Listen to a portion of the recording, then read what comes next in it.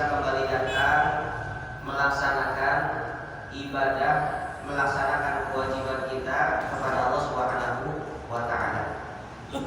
Tentu ini adalah satu kenikmatan yang luar biasa.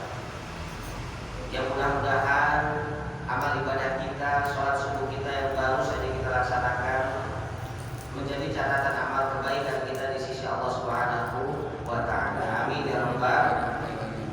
Salawat dan salam semoga selalu terlimpah curahkan kepada junjungan alam baginda Nabi besar Muhammad sallallahu alaihi wasallam.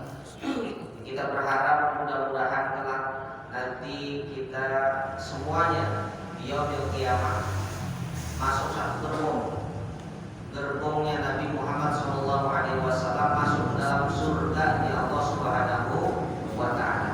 Kita berharap semuanya kelak nanti kita mendapatkan syafaatul uzma dari baginda Nabi besar Muhammad sallallahu alaihi wasallam. Karena di antara syafaatnya Nabi Muhammad sallallahu alaihi wasallam ini ada 8 jenis syafaat. Dijelaskan dalam kitab Al-Qirtos, syarah daripada Ratib Al-Aqtas. Ada 8 syafaat yang dimiliki oleh Rasulullah sallallahu alaihi wasallam, Nabi kita Muhammad, yang dapat diberikan kepada umatnya. Syafaat itu apa?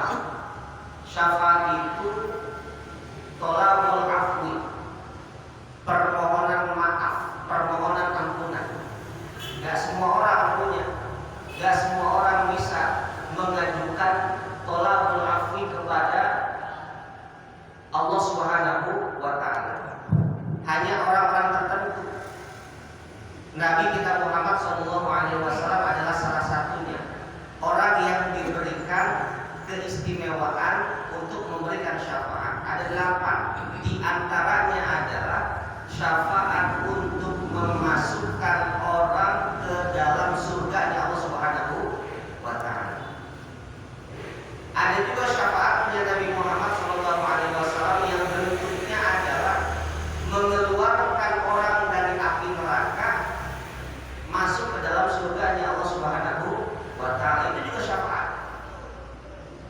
Ada juga syafaat yang nanti bentuknya adalah ketika nanti kita ditimbang di yaumil mahsyar, ada timbangan amal baik dengan amal buruk.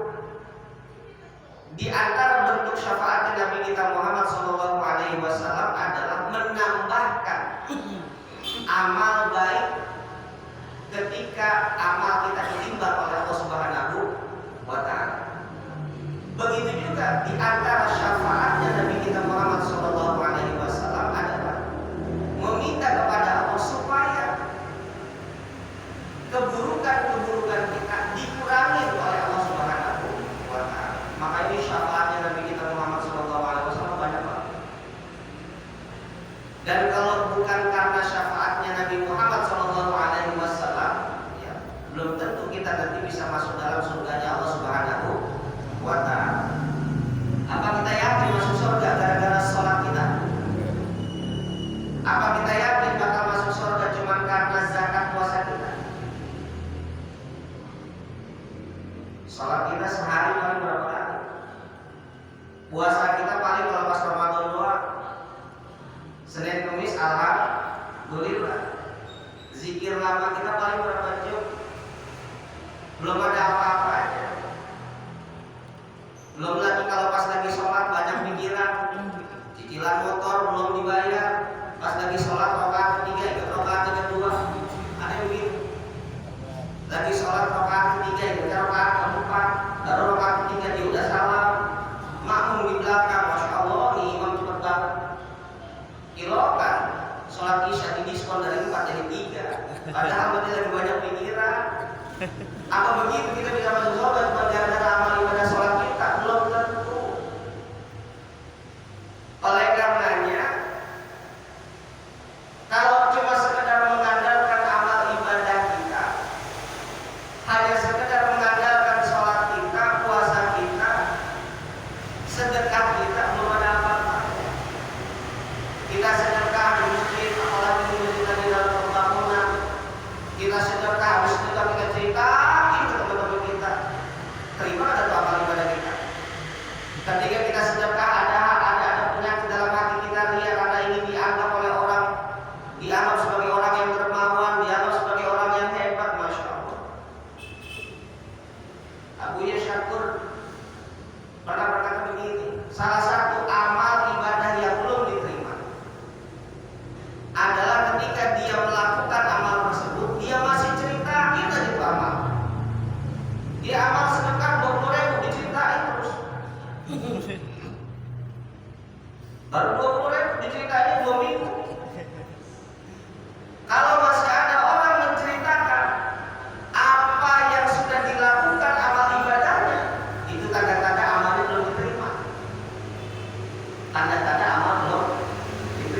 Karena orang kalau yang beramal dengan hati yang ikhlas, insya Allah seperti orang buang air besar. Keluar dia gunung, dia lupa, udah kagak pakai disebut-sebut lagi. Ada nggak kira-kira orang habis buang air besar terus disebutin lagi, diceritain? Ada? Nggak ada.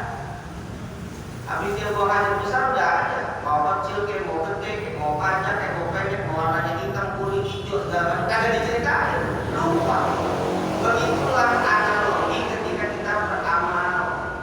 Habis beramal gak usah pakai diceritain. Anggap aja itu angin lalu, karena kita niatnya adalah ikhlas lillahi ta'ala. Bapak Ibu yang dirahmati Allah Subhanahu wa taala,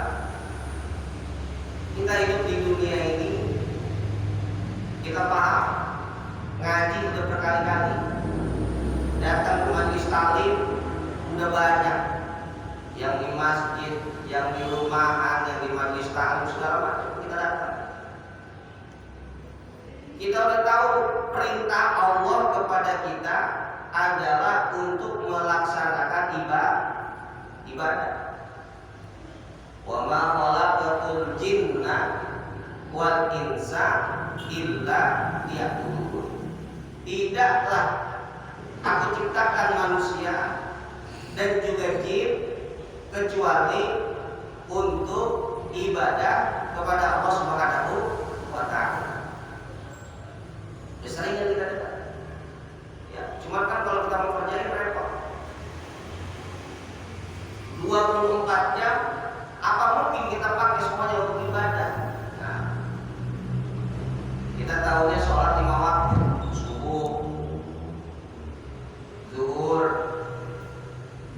asar, maghrib, isya, tambah sholat qobliyah, ba'diyah, ya, zuhur sholat, subuh sholat paling 5 menit. Itu juga kalau Ustaz Muhammad yang imamin. Kalau sholat sendiri 1,5 menit. Taruh 5 menit sholat subuh. Zuhur 4 rakaat, taruhlah 10 menit. Itu juga udah lama banget. Asar 4 rakaat, 10 menit. Udah berapa? 25. Baru 25. Maghrib 3 rakaat, taruhlah 5 menit. 30 menit. Isya 4 rakaat 10 menit, 40. Ini kita hitung nih ibadah kita dalam 24 jam. Baru 40 menit buat sholat Quran. Tambahnya sholat qobliyah ba'diyah, subuh qobliyahnya, ya, 2 menit tambah 2 menit. Itu kalau kita total semuanya kira-kira 24 jam ini banyakkan ibadahnya apa banyakkan kagak ibadahnya kita ini?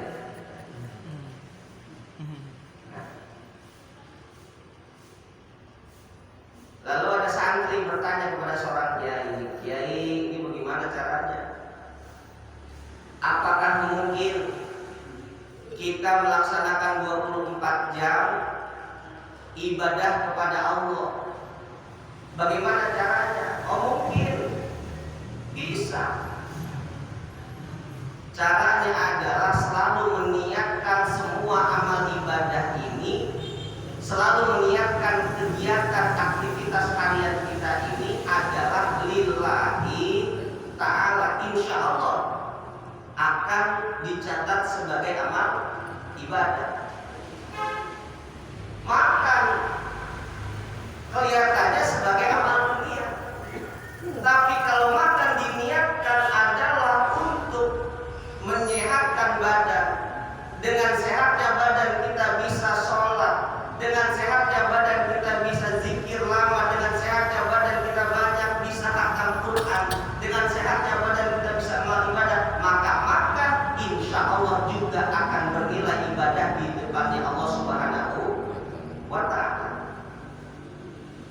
Bapak-bapak yang kerja pagi-pagi keluar dari rumah menuju kantor atau menuju tokonya, kalau cuma sekedar niat ke toko, cuma sekedar niat ke kantor nyari duit, ya segitu dapatnya.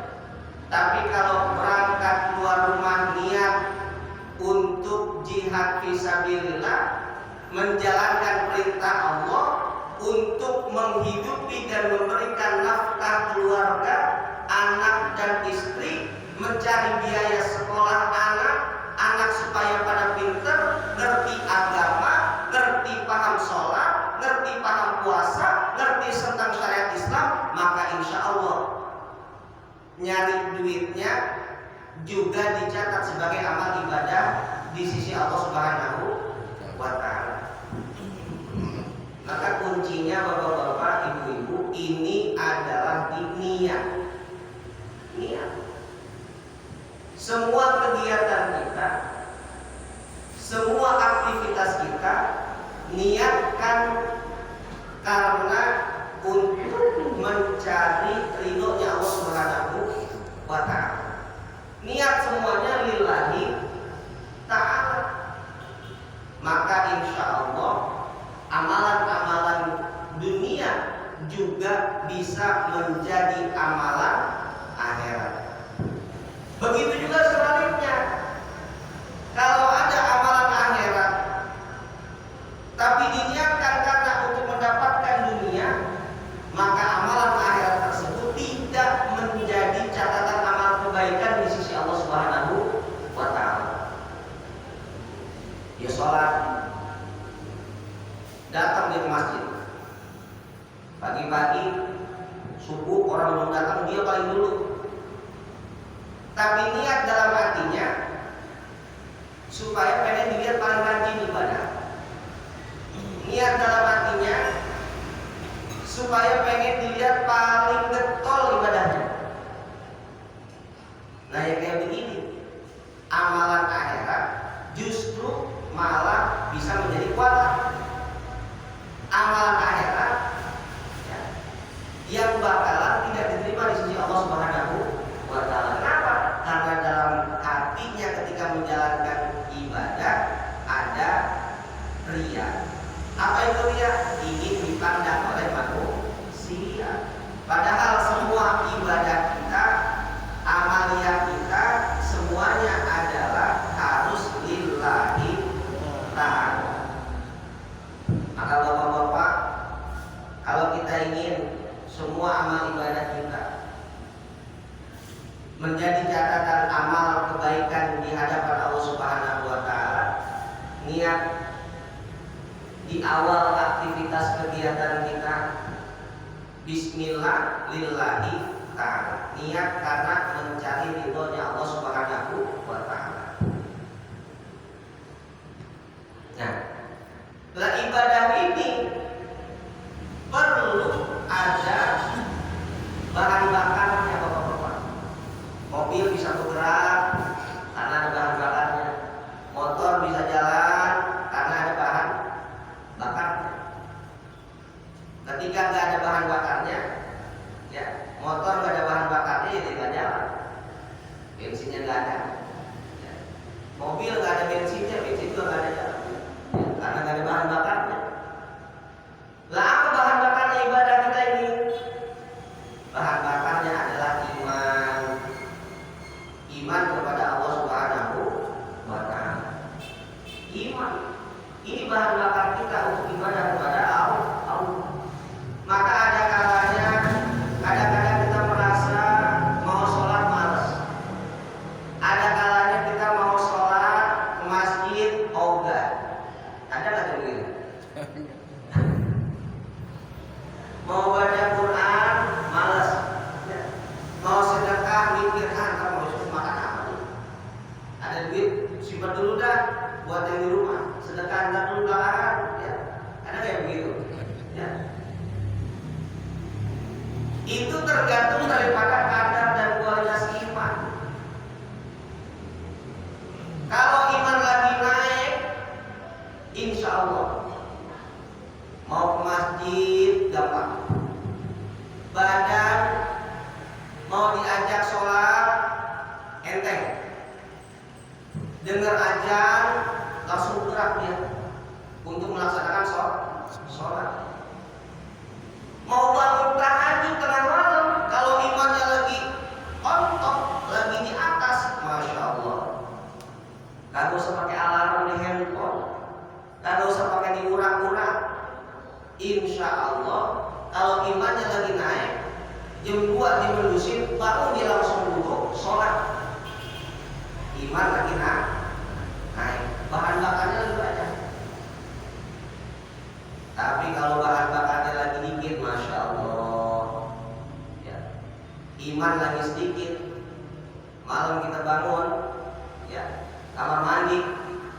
balik lagi tempat tidur, ya. Narik selimut lagi, iman lagi sedikit, ya. Iman lagi turun. Kita mau sholat, berat rasanya mau sholat, mau ngaji baca Quran bawaannya ngantuk aja, ya. Diajak ngaji subuh, taruhlah enakan udah tidur habis subuh gitu. Ini karena al-imanu yazid wa yanqus. Kata Nabi, iman itu ada kalanya tambah, ada kalanya berkurang. Di iman ini, ya, dia bisa naik, bisa turun. Makanya bapak-bapak gampang tes kualitas kadar iman kita gampang. Kalau tengah malam kita niat mau sholat tahajud terus kita gampang bangunnya, enteng badan kita diajak sholat, iman lagi cakep tuh. Iman lagi cakep. Kagak usah pakai pasang alarm. Kita taruhlah kita pasang alarm ya. Pasang alarm nih, handphone, setel. Jam 2 pagi buat kita bangun sholat tahajud, ya. Jam 2 alarm bunyi, melek mata kita, langsung enteng badan diajak ke kamar mandi, enteng badan buat sholat, itu iman lagi cakep. Tapi kalau iman lagi hancur, nah ini gampang juga tesnya. Tes aja, alarm setel jam 2, jam 2.30, jam 2.45, jam 3. Kalau perlu sampai jam 4 itu setel berulang-ulang. Iman lagi hancur, biar kata tuh alarm bunyi berulang-ulang kali, diajak sholat tahajud, badan berat, itu iman tandanya lagi hancur. Nah, kalau besok praktekin Pak, tes imannya kira-kira bagaimana nih? Ya. Lagi cakap atau lagi bisa diukur, ya. Bukan cuma suhu badan yang bisa diukur, bukan, ya. Kalau sekarang kan dikit-dikit suhu badan diukur, demam, panas swab gitu ya. Iman juga bisa diukur, ya. Iman juga bisa diukur. Gampangnya lagi, sholat subuh jamaah di masjid. Ini amal ibadah yang sederhana, tapi pahala dan fadilahnya luar biasa. Jadi di antara sholat berjamaah, kita tahu fadilah sholat berjamaah itu pahalanya 27 rakaat, 27 derajat. Atau kama qaul riwayat lain mengatakan 28 rakaat. Tapi di antara 5 sholat berjamaah ini, 5 sholat wajib yang dilaksanakan berjamaah ini tingkatan yang pertama sholat apa? Subuh. Paling mantap, paling top. Gak banyak orang bisa melaksanakan sholat jamaah subuh. Ini fadilahnya yang paling utama, sholat wajib berjamaah subuh. Yang kedua, sholat wajib berjamaah isya. Sholat wajib berjamaah isya. Ini fadilahnya juga luar biasa. Kenapa kok isya? Karena biasanya isya orang berangkat. Maka sholat jamaah isya ini fadilahnya tingkat nomor 2 setelah sholat wajib berjamaah subuh. Yang ketiga, yang paling yang punya keutamaan itu adalah sholat zuhur berjamaah. Kok sholat zuhur? Karena dia ada di tengah-tengah. Orang pas lagi sibuk-sibuknya, orang pas lagi sibuk di paling lagi enak-enaknya gawe, ya. Allahu Akbar zuhur, ya tanggung bisa. Lagi enak-enaknya ya. Yang keempat, asar. Ini tingkatan keempat. Dan yang terakhir tingkatan 5, ya, yang paling rendah tingkatannya di antara 5 sholat waktu ini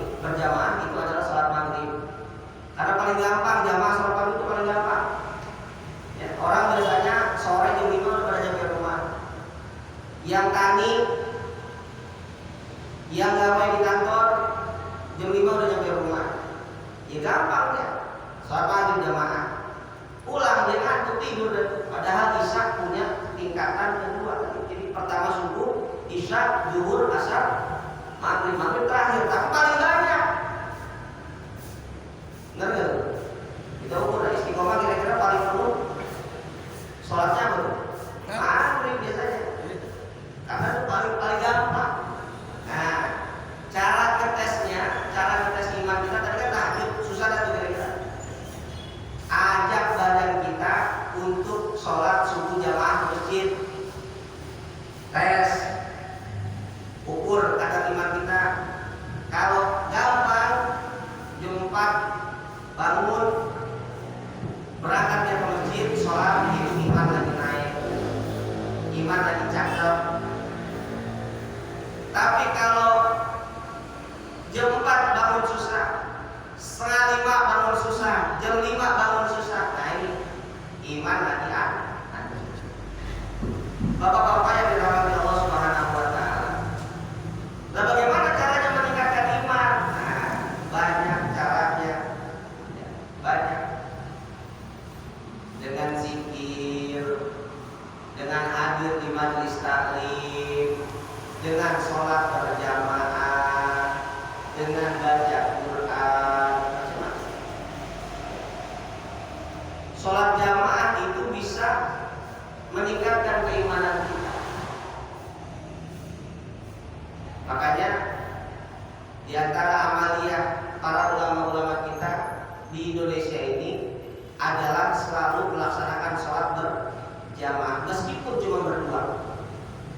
Kan sholat jamaah syaratnya harus minimal 2 orang, 1 jadi imam, 2 jadi makmum. Ya. Kalau sholat sendirian namanya bukan sholat jamaah, ya, nggak ada temannya, harus punya teman. Jadi sholat berjamaah, sholat lagi jamaah dengan sholat sendiri beda nggak? Beda. Ada orang kalau sholat sendiri, masya Allah bacaannya cepet banget. Ya.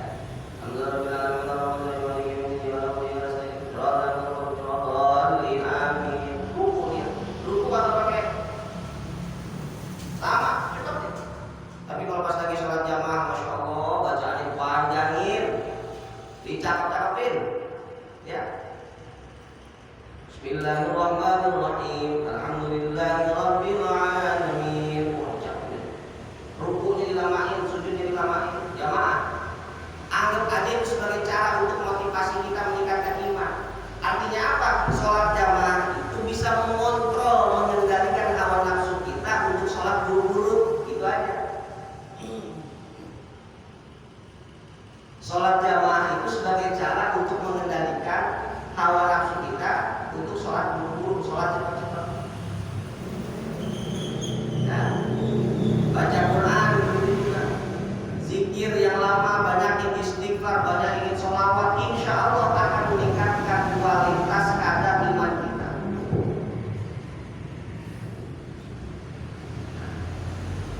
Istighfar sama sholawat ini luar biasa bapak-bapak. Satu cerita, Mbah Yai Khalil Bangkalan kedatangan tamu, Bangkalan Madura. Waliullah Yai Haji Muhammad Khalil Bangkalan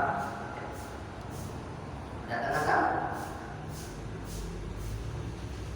Tamunya berjejer 1, 2, 3 terus. Tamu yang pertama cerita sama Mbah Khalil. Ya namanya di daerah Jawa namanya Mbah ya. Kalau di Depok namanya apa loh? Engkong ya? Ya, engkong. Mbah Yai, saya punya masalah ini.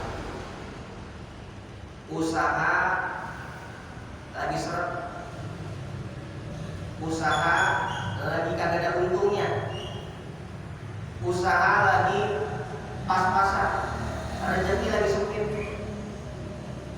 Minta doa ini. Bagaimana caranya supaya usaha ini bisa lancar? Jawabnya Mbak Khalil gampang, simpel. Ya wis, yaudah, banyakin istighfar. Banyakin istighfar.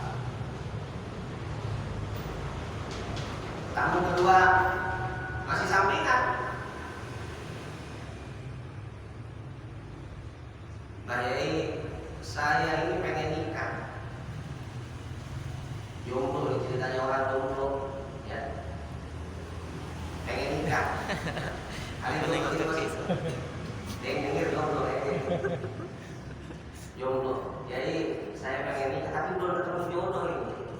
Mau nikah tapi bikinnya rasanya masih pas-pas gitu. Mohon doa ya. Gimana caranya supaya hajat pengen nikah saya itu terkabul? Jawabnya Mbak Khalil apa? Ya udah, banyakin istighfar. Banyakin istighfar.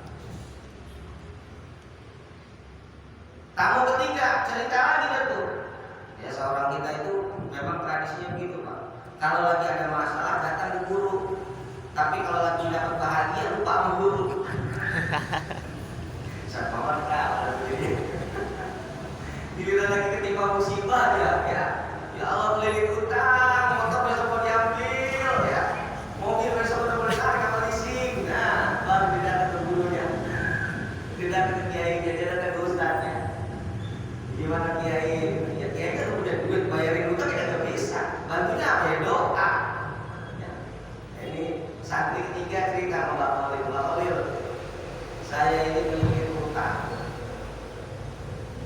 Jadi utang. Kemarin minjem duit buat modal tani, nanam. Udah jadi padinya kena orang. Habis semuanya. Yang tadinya hasil panen buat bayar utang nggak jadi. Kalau di sana masih banyak yang tani. Kalau di kawasan ada yang tani. Hasil panen yang tadinya buat bayar utang nggak bisa. Gimana ya ini? Aku pesan bawa. Jawabnya saya udah banyakin istighfar. Jadi bapak-bapak yang dirahmati Allah Subhanahu Wa Taala, istighfar ini, memperbanyak istighfar ini kunci untuk membuka semua hajat kita, kunci untuk membuka semua kesulitan kita. Kesulitan yang kita terima, kesulitan yang kita hadapi, bisa jadi ini karena terlalu banyaknya dosa kita, terlalu banyaknya maksiat kita kepada Allah Subhanahu Wa Taala. Maka cara membersihkannya adalah dengan banyak-banyak istighfar. Orang kalau udah banyak istighfar, insya Allah Allah tidak akan membiarkan orang tersebut untuk susah. Gak akan dibiarkan orang itu untuk susah. Kayak Abu Hurairah, dia kalau istighfar paling gak minimal sehari 1000. Astagfirullahaladzim, astagfirullahaladzim, astagfirullahaladzim. Nabi kita Muhammad SAW orang yang sudah masuk, dijamin masuk surganya Allah. Paling tidak dalam sehari semalam 70 kali membaca istighfar. Dalam satu riwayat 100 kali. Nabi yang udah maksum, gak punya dosa, dijamin masuk surga, masih minta ampun, masih baca istighfar 100 kali dalam sehari semalam. Nah kita ada gak di sini yang gak punya dosa? Kalau ada yang gak punya dosa, nunjuk angkat tangan.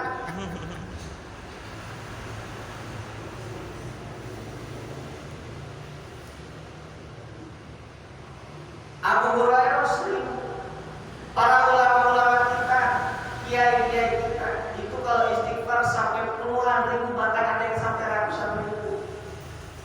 Bahkan ketika dia istighfar bukan cuma astagfirullah, tapi juga astagfirullahaladzim li wali walidayya. Dia minta ampun juga untuk orang tuanya.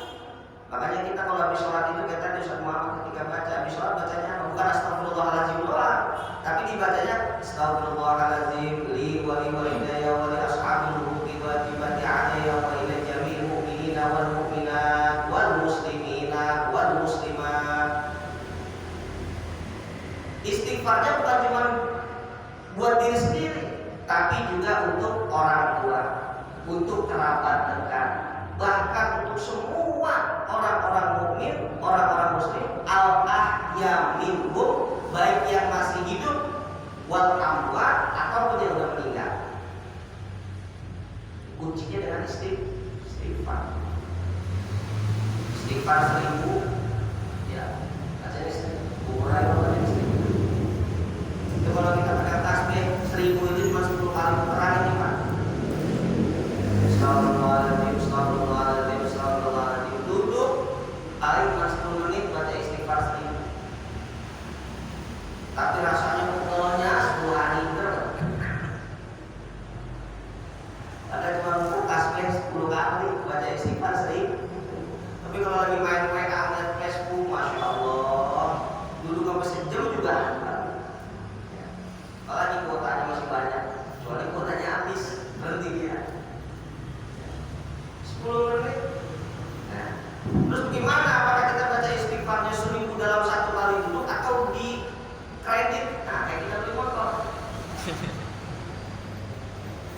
Kredit itu maksudnya begini, istighfar 1000 dalam sehari semalam, 200 waktu subuh, 200 zuhur, 200 asar, 200 maghrib, 200 isya. Di total semuanya jadi 1000. Boleh nggak beli? Boleh. Beli motor aja kredit boleh. Istighfar kredit juga nggak apa-apa. Atau kita sekali duduk langsung baca istighfar 1000. Boleh nggak? Itu lebih bagus. Lebih bagus. Ibarat beli motor langsung cash. Enak mana tuh? Enak cash. Iya. Habis punya motor udah kita kagak punya mikirin utang. Itu diajarkan, ya. Saya dapat diajarkannya lebih bagus mana kita baca istighfar 1000 di kredit dengan 1000 dalam satu kali duduk. Lebih bagus 1000 dalam satu kali duduk. Fadilahnya lebih besar, lebih utama daripada dicicil. Tapi apakah sama fadilahnya? Insya Allah sama. Cuma keutamaannya lebih baik dalam satu kali duduk. Insya Allah. Dan meningkatkan iman kita dengan banyak istighfar. Karena dosa kita itu, bapak-bapak yang dirahmati Allah, dosa itu ibarat nuqtatus sauda, titik-titik hitam. Diibaratkan oleh Imam Ghazali rahimahullah taala, satu kali kita melakukan perbuatan dosa, maka satu titik hitam akan menempel dalam hati kita. Dua kali kita melakukan perbuatan dosa, dua titik hitam menempel di hati kita. Nah, sekarang dalam sehari semalam berapa kali kita bikin dosa? Berapa kali kita lalai? Berapa kali kita lupa sama Allah? Banyak titik-titiknya. Belum diistighfarin, belum dirotokin. Hati yang harusnya bisa menerima nur dari cahayanya Allah Subhanahu wa taala gelap. Karena hatinya itu gelap, maka buat diajak sholat susah, badan rasanya berat, mau diajak puasa susah karena hatinya gelap. Maka caranya banyak istighfar supaya titik-titik hitam yang ada di dalam hati kita itu rontok. Kalau udah rontok, hati kita terbuka, cerah, nur dari Allah Subhanahu wa taala masuk, enteng badan kita untuk ibadah kepada Allah. Coba ya. Tes. Habis ngaji dapat ilmu kita praktekin. Kita tes. Benar nggak kira-kira yang dia mau ngaji Maulana? Ya. Jangan-jangan cuma omongan doang. Ya coba dah. Ya. Gitu. Banyakin istighfar. Insya Allah pintu rezeki terbuka, jodoh makin banyak. Jodoh makin banyak terbuka deh. Ya. Urusan akan diberikan jalan keluar dan segala macamnya. Iman kita ditingkatkan oleh Allah Subhanahu wa taala. Insya Allah. Kalau iman kita cakep, ibadah kita gampang. Ya. Bahan bakarnya ini iman, bapak-bapak. Bahan bakarnya ini lah iman juga. Bapak-bapak kalau beli bensin di SPBU itu ada tingkatannya tuh. Dulu ada premium, sekarang apa? Pertalite. Terus pertama ada pertama turbo. Kalau pakai bahan bakar yang cakep, apa namanya istilahnya tuh? Oktannya tinggi.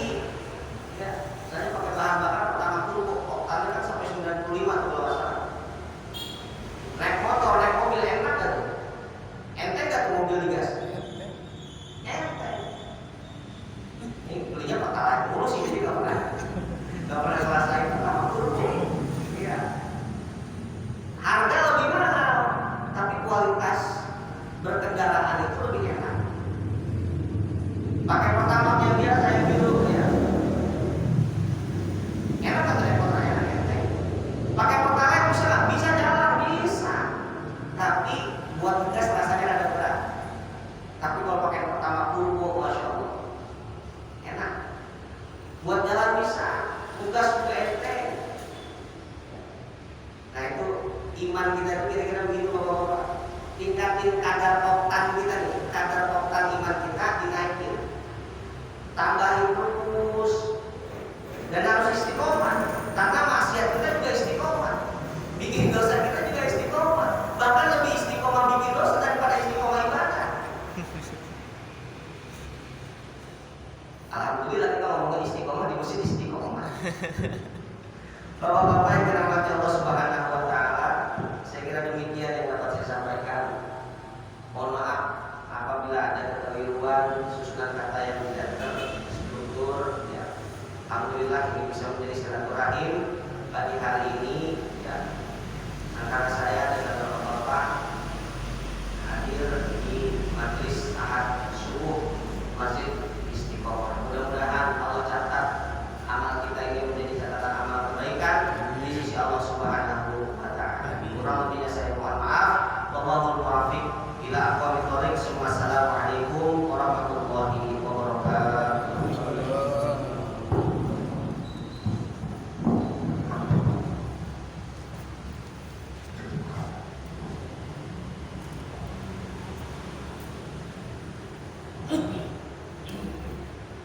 Kita diakan di Bismillahirrahmanirrahim. Alhamdulillahirabbil alamin. Alhamdulillah bi ni'amihi wa bi wasiyyah.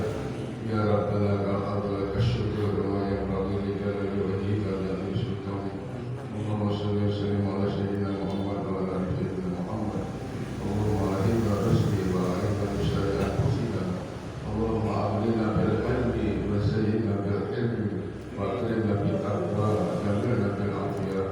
Allahumma anfa'na bima 'allamtana وعلمنا ما ينفعنا وزدنا علما